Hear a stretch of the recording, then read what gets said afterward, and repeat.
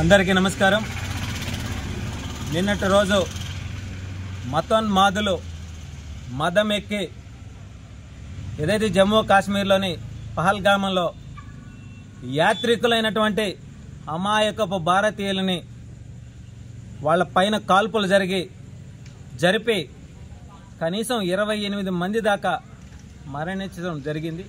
ఇదే దేశవ్యాప్తంగా కూడా ప్రతి ఒక్కరిని మనసుల్ని కలిచివేసేటువంటి చర్య. భారతీయుల మీద ఈ దాష్టికాలకు పాల్పడినటువంటి మత ఉన్మాదులు, సంఘ విద్రోహులు ఏదైతే వీళ్ళందరికీ కూడా భారతీయ సైన్యం బుద్ధి చెప్తుంది.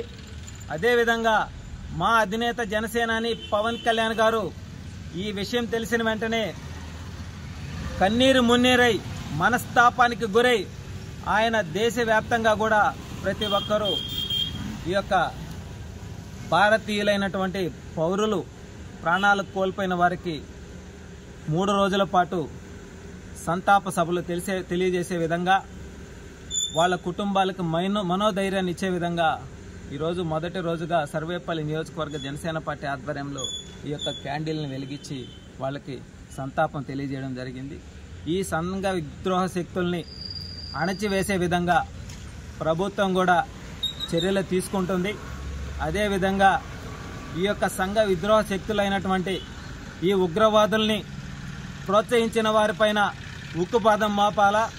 ఈ ఉగ్రవాదులు ఉన్మాదులుగా తయారై ధైర్యంగా సైనికులను ఎదుర్కోలేక భారతీయ సైనికుల యొక్క దుస్తులను ధరించి అన్యాయంగా అక్రమంగా అమాయకులైన యాత్రికుల మీద కాల్పులు జరిపి వాళ్ళ ప్రాణాలను బలిగొన్నారు.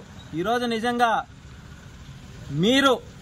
మీరు చేసినటువంటి ఈ యొక్క దాష్టికాలు తిప్పికొట్టే సమయము త్వరలోనే ఉంది. అదేవిధంగా మన దేశంలోని సైనికులందరూ కూడా సిద్ధంగా 2 మాత్రము కాల్చి చంపారు. ఇంకా 4 తప్పించుకొని వెళ్ళిపోవడం జరిగింది. ఈ యొక్క శక్తుల్ని ప్రోత్సహించినటువంటి ఏ దేశమైనా సరే వాళ్ళని ఎవరిని కూడా వదిలిపెట్టే ప్రసక్తే ఉండదు. భారతదేశం అంటే కుల మత వర్గ భేదాలు లేకుండా అందరూ సమిష్టిగా కలిసి నడిచేటువంటి దేశం.